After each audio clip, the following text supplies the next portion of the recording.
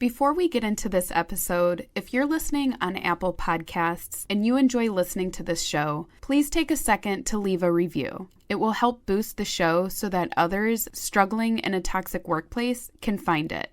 You can also go to my website, toxicworkplacepodcast.com, to send me a message, or if you have a story to share, send a submission request. Your story will be completely anonymous, and it will help thousands of listeners manage their own toxic work experience. I actually found out about the organization because upon moving, me and my wife got plugged into a church, and we met different types of people, and we were actually plugged into a small group, and the husband and wife, the leaders of the small group, the husband was actually the founder of this organization, so the executive director. This is Adam. Adam moved to a Midwest city to be closer to his fiancée, who's now his wife, a few years before working for a nonprofit organization. He loves basketball and is passionate about giving back to his community. So when he found out about this organization, he knew he wanted to take part in its mission. So the goal of the organization as a whole is basically through the game of basketball to mentor and build up young men in the inner city. A lot of young men in the inner city grow up in a culture of basketball. And like every kid, including myself, has big goals and aspirations. And for a lot of these kids, it was to make it to the NBA or to play basketball on some collegiate level. And the vision, mission of this organization was through the game of basketball to mentor and develop young men. And so, I just began volunteering every week. I would go every Tuesday and Thursday or so after work. That's kind of how I got plugged in. From the outside, this nonprofit organization seemed to be well managed and effective in executing its mission. The exposure Adam had to this organization while being a part-time volunteer was positive and enjoyable. So when he got the opportunity to join as a full-time employee, there were no hesitations. But what Adam didn't realize was the executive director was the kind of manager who flew by the seat of his pants and had poor leadership and communication skills, which made for a miserable work environment. My name's Carly, and this is Toxic Workplace, a podcast that gives a platform to those who have survived highly toxic work experiences only to come out with newfound wisdom and a renewed sense of self. A toxic workplace is more than just the daily grind. It's a soul-crushing experience that will chip away at your sanity until you're about to lose your mind. It's an abusive relationship that's hard to leave, and the longer you stay, the more you lose sight of who you set out to be. Perception that I got was one of excellence. It was, seemed to be very well put together.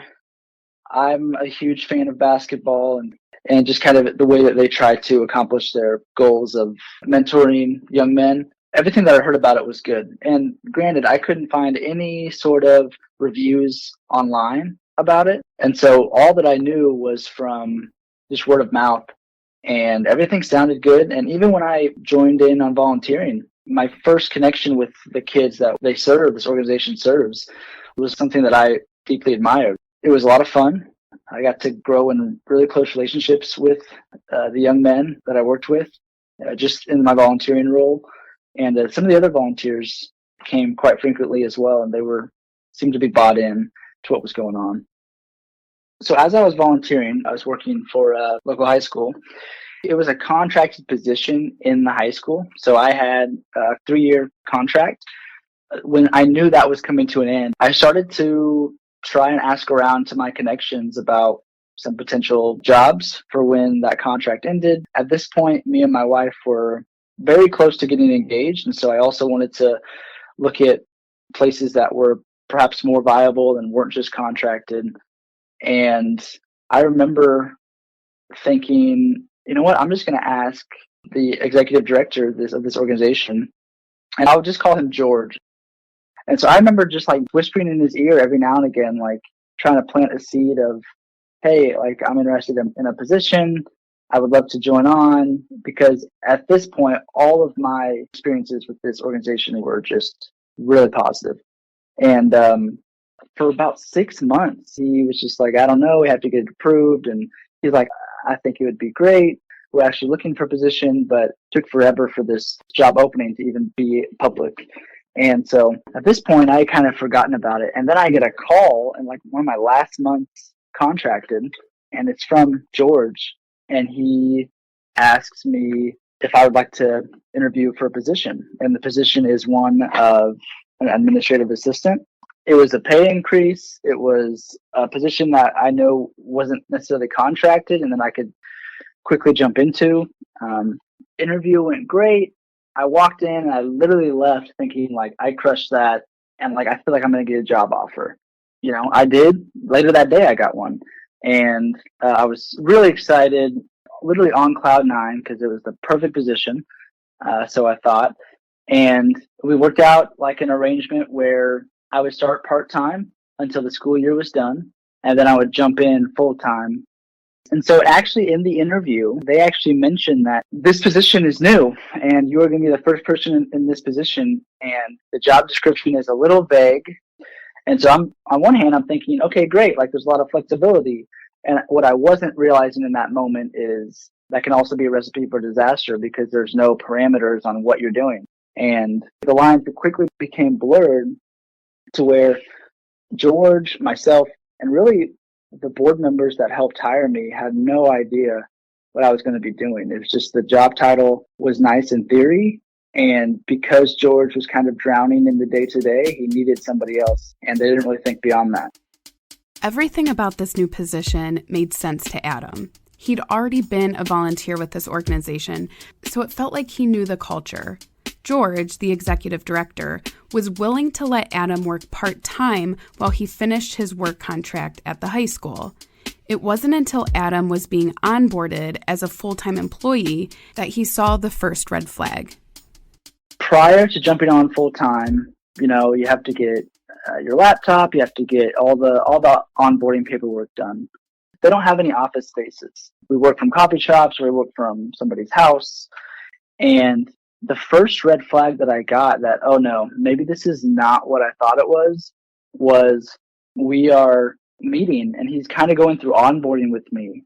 And I realized he has no idea how to do an onboarding. In our little meetings, I would just like go to coffee shops and he would think of the onboarding agenda like on the fly. And he would be, oh yeah, and you probably need to know this. And oh wait, oh yeah, you should probably know this. Maybe I'm type A, but I would definitely have come in there with a list of like, okay, we need to go over this and this and this and this. But there was just so much disorganization. Our filing system was Google Docs, which is a great thing because Google Docs is free, but it's also a terrible thing because there's no limit with how free it is. There was this one doc called the Adam doc, and it was just like my onboarding. It was maybe 10 pages long of just things that he had copied and pasted from other docs, and he just threw them all in one doc and was basically like, you can go through it on your own. If you have any questions, let me know. And just starting on, you don't know what you don't know, one. And two, basically my job title, my job description, my onboarding was just an ever-changing Google Doc that was always being added to. A thorough and supportive onboarding process is critical for the success of any new employee. The onboarding process should lay out clear expectations of the new employee and the basis for their position. Without a clear understanding of what's expected, what the position entails, and how the operations of the organization flow, an employee can be left confused and deterred. Without clear direction, an employee will take it upon themselves to make their own direction, which can be frustrating for everyone involved. At most nonprofits, or at least younger and smaller staff nonprofits, there's always opportunities to work evenings, overtime, weekends, just to catch up. But stuff in the job descriptions included like vague things like assisting the executive director with, A, B, and C, or helping meet organization needs. But I quickly found out that I was asked to do all these different odd tasks as far as just like, getting food and making copies and being a communication liaison between our parents, our volunteers, our donors. Early on, I remember thinking, this is a lot, but I don't want to say no because I'm the new guy. Like, who wants to say no as the new person? You don't want to show that, like, oh, I can't handle it. I don't want to disappoint anybody either. Part of me understands that part of a nonprofit, sometimes you have to have all hands on deck and you have to just like go for it. But that became my regular workflow in our like busy season of the year, which is the summer where we would have tournaments. And so I kind of jumped on right as tournaments were like every single weekend. So it quickly became into working evenings with different events.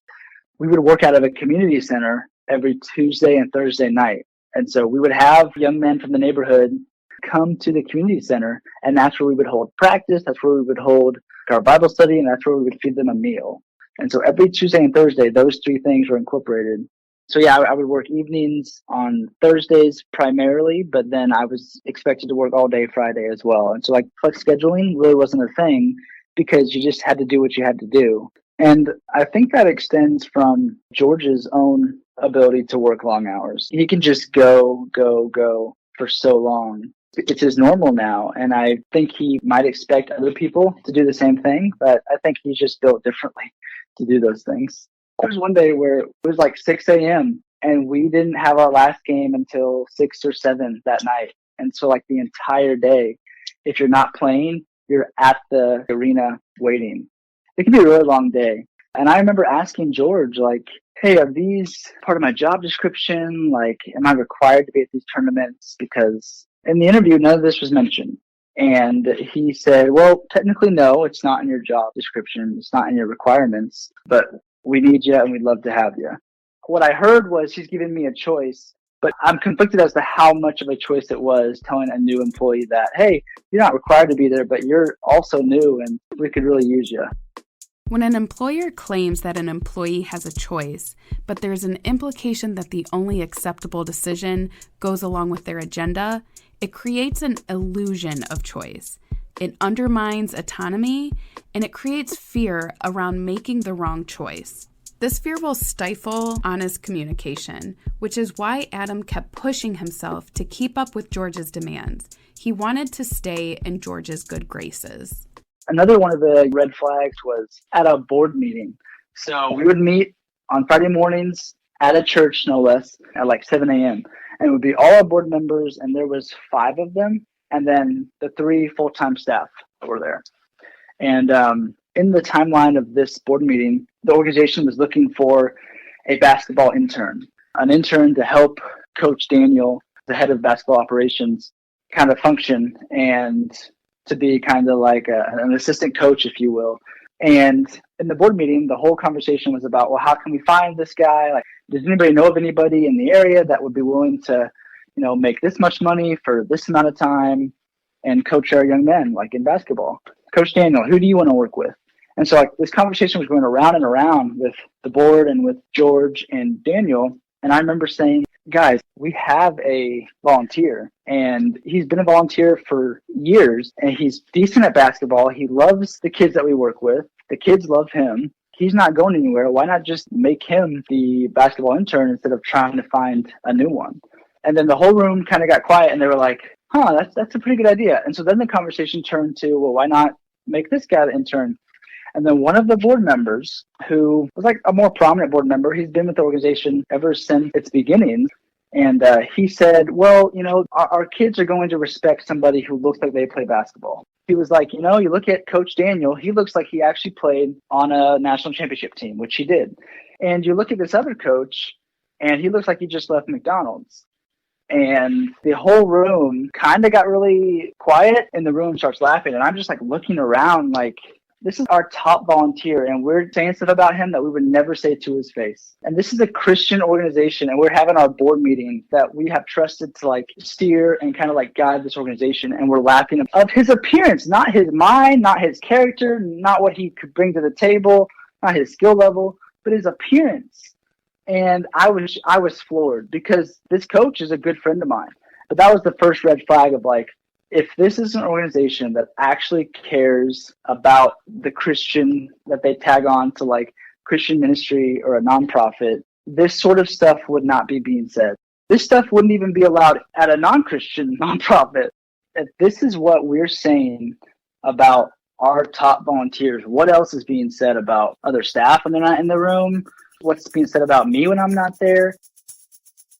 Making fun of an employee behind their back is not only unprofessional, but also sets a negative precedent for the entire organization. Employers should prioritize creating a positive and respectful workplace culture to foster employee well-being and overall success. Culture is shaped by the behavior of its leaders, and in this instance, the mockery is coming from the board, who are the decision makers of this nonprofit. If an employer engages in disrespectful or mocking behavior, it will contribute to a culture of bullying and fear, where employees are afraid to speak up. This situation was highly uncomfortable for Adam. Also, in that same meeting, we were talking about funding and donors and how much they give, because a nonprofit runs on donors. A couple gave $15,000 to the organization, and we were talking about how the funding should be used, and George, in a mocking tone, said oh, these people won't care where their money goes. They just care about the pretty shoes. It was a tone of well, they're too dumb to know where their money actually goes. They just want a pretty shoe on the feet of the players. They'll throw money at anything. The way he said it was really condescending. And so I remember coming home and sharing with my wife, I don't know what's going on. This is ridiculous. This is uncalled for. This is appalling in a way, because everything that I thought up until that point about the organization was slowly kind of being washed away. George's condescending comment about how to spend the donors' money shows a lack of gratitude for the crucial role these donors play in sustaining his operation. George's lack of gratitude sets the tone for the rest of the organization. If George isn't thankful, the lack of gratitude will trickle to the bottom. One time in one of our meetings, Daniel was sharing his ideas with George, and George was looking at him, nonverbal cues of acknowledging that I'm listening to you. He was hearing him. And then I remember I started to speak, and George literally picked up his phone and was on his phone while I was talking. And so I literally stopped talking. And as I stopped talking, I'm not saying anything. And George just continued to look at his phone, text somebody. And without me saying anything, he's yeah, that's great. That's good. But I'm not saying anything. So he thinks I'm talking. It's dead silent. And Daniel's staring at me what's going on? And I sat there silent until George was done. And then I just pick up right where I left off. The disrespect, if anybody is talking, let alone somebody that I work with, and I pick up my phone while they're talking, it's just so disrespectful. And then there were actually times where Daniel agreed with me and he actually speaked up. The difference between me and Daniel is really good at basketball. And George respects those who are better at basketball. He just respects them more. And so George grew up playing basketball. He played in college. He started his own basketball organization. And so he just respects people who are better at basketball. And because the organization, that's what it's about, I think that's why Daniel was more favorited. Daniel was also really good at his job too. So I started to know some little things, in an email that I got from George. He didn't call me Adam. He called me the name of a previous staff member. So I was okay, that's weird. I know that person hasn't worked here in a while. Active listening is a crucial aspect of effective leadership. Its absence can lead to major communication breakdowns when employees feel ignored or undervalued. George's lack of acknowledgement was frustrating for Adam. He felt disrespected, as though his opinion wasn't worth George's time. There were also I noticed some language being used was kind of sexist. I noticed he would only call women who would disagree with him opinionated, and he wouldn't call men who would disagree with him opinionated. He didn't like the pushback that he got from a female board member. And so when she wasn't around, he would make comments of yeah, she's really opinionated and hard to please. And not once did I ever hear him make the same comment about a man who made similar pushbacks. As I mentioned earlier, George would always come to our meetings, something would be wrong, whether it's his family or his marriage is in a rough spot. And one time he just began to share too much information about his wife and like her physical body, like so the things that I know she would never want anybody else to know. He would preface it with like, "Oh, she's gonna kill me for telling you this. I shouldn't tell you this. Okay, I'm gonna tell you." So they recently had kids, and so he would like tell me how her body had just like transformed, and he told me that her nipples were inverted because of breastfeeding, and just things about her breasts and like how they were so like disformed because of breastfeeding. I'm not going to comment on this, one. And two, what in the world makes you think that you can tell me about any part of your wife's body that she would never share with anybody? Professionalism is a cornerstone of a healthy work environment. Discussing personal and intimate details about a spouse's body parts undermines a professional atmosphere and can damage the boss's reputation as a leader. George clearly has no respect for his wife's privacy. Not only is this a violation of her privacy, but it's a highly inappropriate discussion to have in the workplace, which made Adam feel uncomfortable. One of the big red flags was the organization as a nonprofit. It was really living and navigating in like the wild, wild west. Like there were no rules. Nobody's going to check in on a small nonprofit and make sure, they have these certain standards. And if they do, it's very few. And so we're working with kids, but we in no way had like a sexual harassment training or procedure or like sexual assault or like any sort of training for our leaders or even for our staff. And that's something I didn't realize joining on, but over time with other organizations like, Boys and Girls Club or Big Brothers Big Sisters, they have protocols. And as we're brainstorming ways to like, should we pay for a training that we can just show all of our staff? And one thing you need to know about George is George really cares about pinching the pennies. He really cares about saving a buck or two when he can. So in this case, he was like, why don't we just make our own? Why don't we just make our own sexual harassment or sexual abuse training and use that? And I was like, well, I don't know. Like there are people who are literally paid to do this and like they don't miss anything. And he was like, no, I think we could do it. He's like, we can make a video. He's like, we can make a video about it, like the rules for our leaders and for our kids. And he started to throw out ideas of like, oh, wouldn't it be hilarious if like a kid's face was like on a stick and it came out of like the stall? And so he started to add humor to this. And he was like laughing. He was like, wouldn't that be so funny if like one of us is like in the bathroom and then just a stick pops out with like a kid's face on it? And like me and Daniel like kind of looked at each other and we were like, nothing would protect us more in court if anything would have happened other than like a funny sexual abuse training video. I told my dad this and he was like, the only person who would joke about that is somebody who hasn't lived through it or hasn't experienced it. George just didn't know what he was doing. But I'm just like, you work with kids day in, day out. I think the next day or 2 days later, he was literally typing out all of the things, like all the rules that he wanted to have. And some of this stuff was nonsensical. Like, I kid you not, an example of a sentence was, kids should not have on their clothing any sort of photo that would otherwise be allowed in a different context. Like, just weird phrases that he's trying to sound like legit and like up to standards, but it's not. He started to list all the things that shouldn't be on like a t-shirt. And I made the comment, like, I don't even know who would wear a shirt with like nudity on it or like anything like that. In a joking tone, he was like, oh, I would. I totally would. If I was cool, I would. And he continues to type all this stuff up. And I'm like, hey, I really think you should just run this through our insurance. Just run it through them and just be like, hey, can you type up some like bylaws for us to use? And he was like, oh, no, I got this.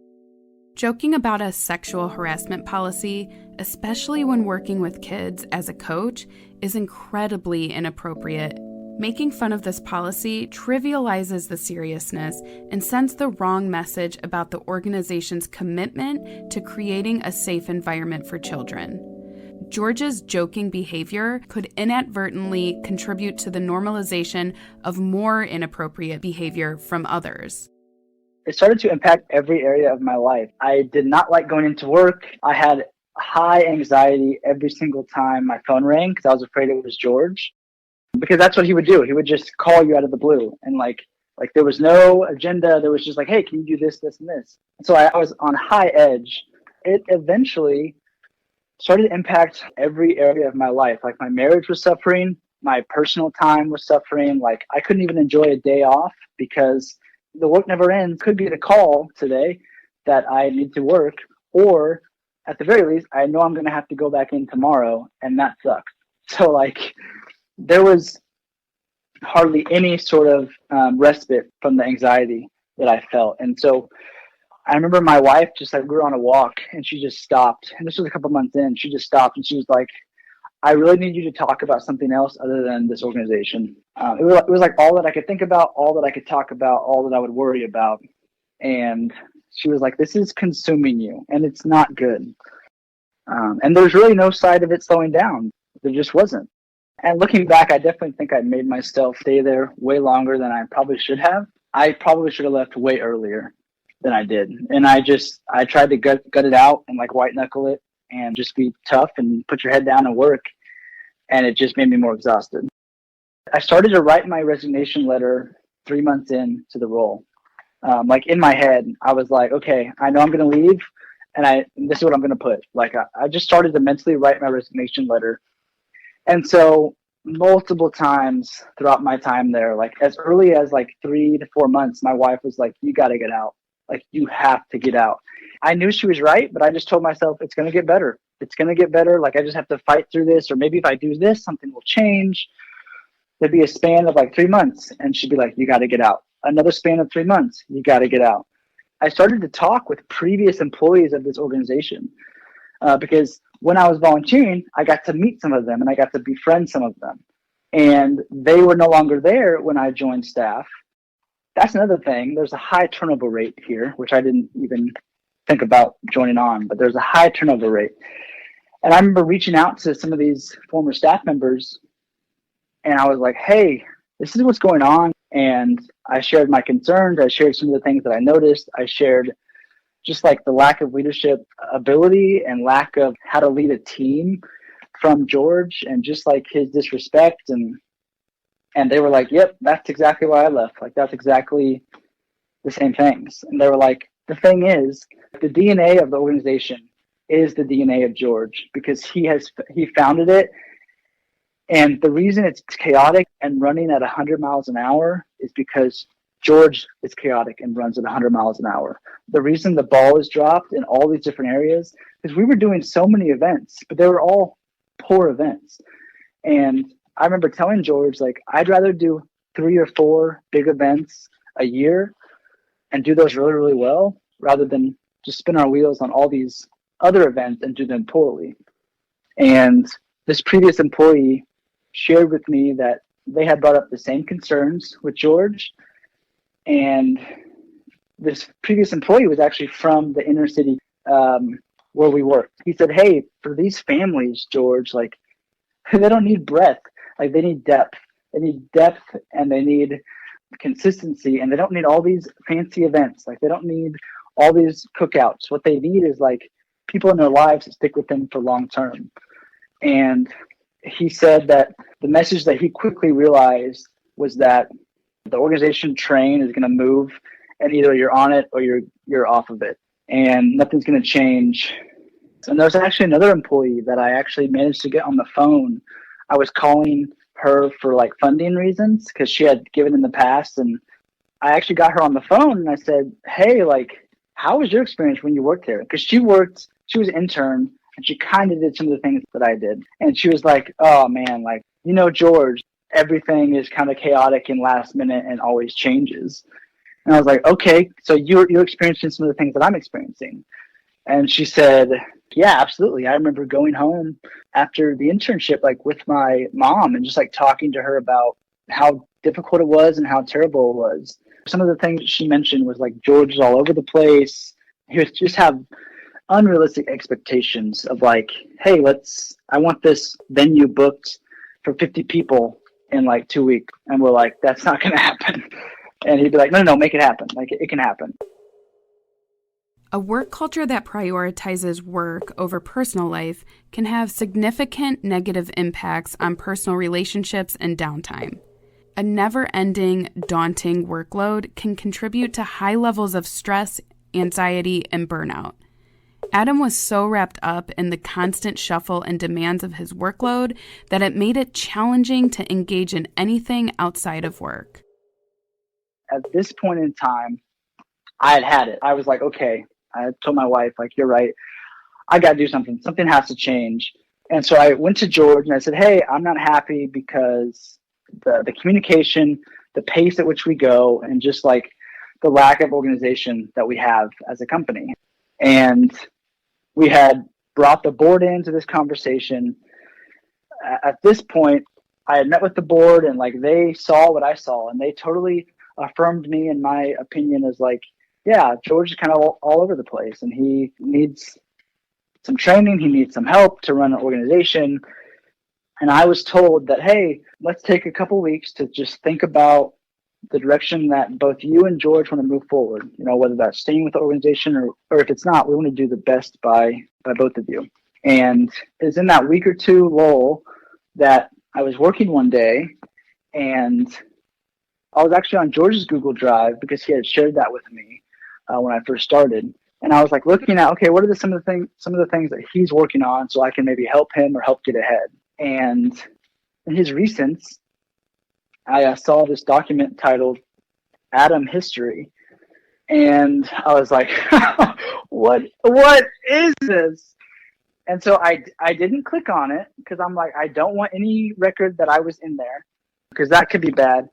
But they show you a thumbnail and you can see some of the like stuff that's written up. And like I remember reading it and I was very upset. One, because some of the stuff I was just hearing for the first time when I read it. And basically the whole document was like everything that I had done wrong since I started. It included some really petty stuff like running 2 to 3 minutes late to didn't have enough cups or napkins for this event. Really petty stuff, all the way to stuff that, yeah, like I said, I read it and I was like, I didn't even know he had an issue with this. Like, why have I not been talked to about this? Another reason I was upset was because some of the things I fully take is like, yeah, I'm responsible. I dropped the ball there. Like, that's not what I'm saying, like, didn't happen. What made me upset was my mind instantly went to, oh, wow, he's using this with the board to try and, like, portray me a certain way when our conversation went really, really well with the board. They were kind of, like, grilling him to the point where I felt a little bad. Like, they were like, well, Adam doesn't know his roles because your communication is not good. They would literally tell him that. And in that meeting with the board, George actually shared with me that his unset expectation was for me was like that I would come on as like a chief of staff and have all these roles and help him think through the organization direction, like from a bird's eye view, like 10 years out. And I was like, none of this was communicated with me. He was always disappointed in me because I was never living up to those unset expectations that he had. Board members are not part of daily operations, which gives them a limited visibility into what's actually going on. So they have to rely heavily on the information provided by the executive director, in this case, George. Personal relationships between board members and George can introduce biases. George was well-connected and friendly with his board, some of them being longtime connections, so naturally they defaulted to George's agenda, probably as a way to avoid conflict. George was now building a case against Adam. I definitely feel like George pushed me out, and that's because me and my wife actually went out of the country for like 2 weeks.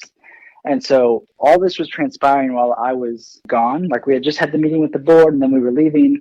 We were going to come back. Well, once I got back, I messaged a board member and I said, hey, when's our next meeting? And I was told we will meet separately, just the board, and then we will meet with just George, and then we will meet with just you. What ended up happening was a couple weeks later, I messaged George and said, hey, is there any updates on the board? And he's like, yeah, they plan to meet tomorrow. I said, okay. And then the next day, I just get a random text from George saying, hey, can we meet tomorrow at 4 or something? And I'm like, sure, what's on the agenda? And he says, I want to discuss with you what the board talked about. And so for some reason, I just knew this meeting was going to be big because George was being just vague enough to like not give me anything. And so I went into this meeting. This is after I had already found the document. This is after I'm fully expecting a meeting with the board because that's what I was told. And George essentially slides a piece of paper across to me and he said, hey, the board has agreed with my decision to either terminate you or have you resign. I was a little shocked and I said, okay, so this was your decision. And like the document clearly says the board agreed with his decision to give me those choices. So somewhere he overrode the board or convinced them to not give me that extra meeting with them. And I think I maybe poked the bear or went to the board and he didn't like that because he didn't look as good and got rid of me. Adam went into this meeting with George and the previous meeting with the board with the hope of making a change that would possibly mend the communication issues with George and fix broken processes. But George knew Adam would challenge him to change his ways, which he wasn't willing to do. And he wasn't willing to listen to any suggestions or criticism of how he managed this organization. The board should have stuck to their word and given Adam a proper platform to hear out his concerns, but they never did. And so I left that meeting feeling very upset. I was ticked off on one hand because I was told a process was going to happen by the board, and that process didn't happen. I felt lied to. I felt kind of betrayed because I was told I would at least get a meeting. I would at least get some sort of official feedback outlet. And I was also relieved because me leaving was always the end goal. And so just because it didn't happen the way it was going to happen, like I was just kind of relieved to, all right, like I know my last day. Like I don't have to wonder when it is anymore. My entire time working there, I lost confidence in myself. The job and George made me doubt myself. The confidence that I had was just washed away because of all the things that I was told, like, hey, you're lacking in this area. You need to do better in this area. Like this fell apart because of you. It wasn't explicitly said, but it was kind of hinted at and just implicitly stated. And so I kind of worked through my confidence issues, and the more that I learned from previous employees, I started to gain my confidence back and just think, you know what, this is not me. Like, I'm not crazy. Like, George is not a good leader. So the stipulation with the resignation was only if you resign will you get any sort of severance. And so he just wanted like me to work, I think, 2 extra weeks. And so I worked those 2 extra weeks, and he's like, within these next 2 weeks, if there's any sort of slander or negative talk the organization feels from you, we will remove your severance. And so for the next 2 weeks, I like really didn't say anything to anybody. But I was pretty upset because it was very vague, the stipulations and like the contract or so that I signed. I asked, can I get a formal exit interview with the board to provide like feedback and have like proper closure? And he said, yeah, like we'll make that work. And I said, okay, great. That sounds awesome. That's my only request. Well, the next 2 weeks that I'm working, I'm like inquiring about it. I'm trying to figure out when can we have this? And my questions are just being dodged by George. He's like, I don't really know if we'll be able to do that. And then suddenly board members started to drop off as far as availability of like, oh, well, this board member can't meet with you. This one can't. Eventually, I was offered a phone call with just one board member, and I declined it. And I said, no, like I want to meet with at least 2 people, so there's some sort of corroboration, because I don't trust anybody just to talk to one person and have that be told to other people. And so I never got a formal exit interview. And I thought, surely an organization that would desire feedback and how they can grow, would want one. And part of it was I was relying on George to try and put it together. And I don't think he wanted it, so I don't think it happened. So at this point, I was fully let go. I had gotten my severance, and I met up with 2 previous employees, and we just kind of talked about our experiences. Well, all of our experiences lined up. George is just a terrible leader. Like he's just a terrible leader. And so we all thought, okay, like let's just try to like extend like an olive branch to George, and let's try to meet with him and just to talk about like our experience, because we really want this organization to succeed. We really want George to like grow in these areas. What's the best way? And we realized, well, let's not go to the board. Let's just go to him and like let's request a meeting with him. And he wouldn't meet up with us. And so the main thing that I got when I left was this organization only wants feedback when it's on their terms. Exit interviews demonstrate a commitment to open communication and transparency, and it shows employees that their opinions and experiences are valued, which creates trust and openness. Feedback obtained from an exit interview can highlight areas of needed improvement. It's obvious this board doesn't value communication, which is why George continues to get away with his poor leadership. As hard as it was to get pushed out, Adam soon realized it was a weight lifted off his shoulders. I asked him what he learned from this experience and what his advice is to others in a similar situation. The first thing would be to speak up, vent your frustrations, vent your concerns, vent ways that you think things could get better, and like establish a line of open communication with your boss, with your superior, with somebody else in the organization, because that's something that I didn't do. For the longest time, I just tried to grit it out and just put my head down and work. And I can't help but feel like if I were to speak up sooner or open my mouth and share like, hey, that's not right, or I really think this is the way we should do it, or I think you're wrong, in a respectful way, I think that only would have helped. I definitely consider it a success leaving the organization. And I consider it a success because of the things that I learned about myself, the things that I desire, the things that I do really well, and the things that I don't do well. I think for the longest time, I told myself, I'm a failure if I leave. I'm a failure if I don't see this out and I don't see it through to the end.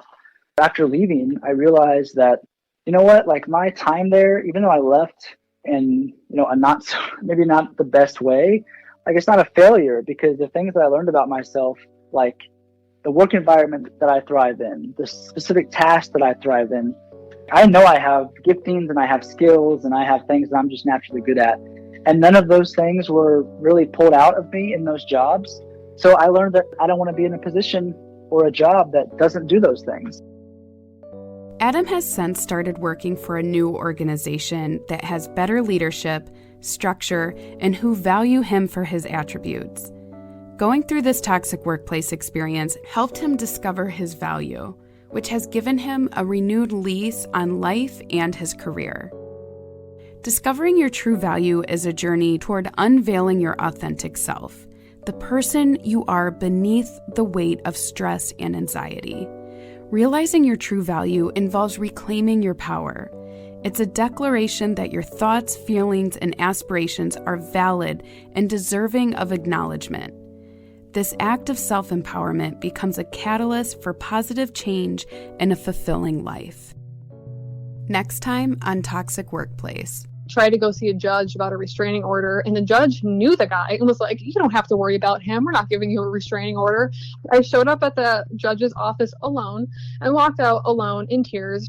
And then this new guy leaves, and now I'm alone again with a stalker. I hope you enjoyed the podcast. If you have a story to share, please go to toxicworkplacepodcast.com and click on Be a Guest. Your story will be told anonymously. All names are changed to protect the employee and the company. And don't forget to leave a review on Apple Podcasts.